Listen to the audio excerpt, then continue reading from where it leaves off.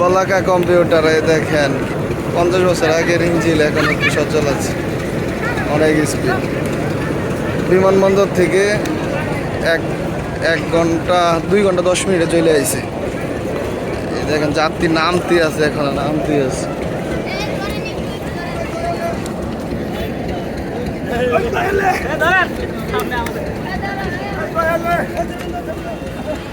প্রচুর যাত্রী আজকে, প্রচুর।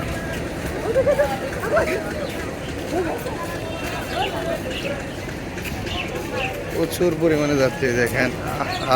বোঝা যাচ্ছে ঈদ হয়েছে, কিন্তু আসলে ঈদ না, ঈদের চেয়ে বেশি ভিড় হইতেছে। আছে আছে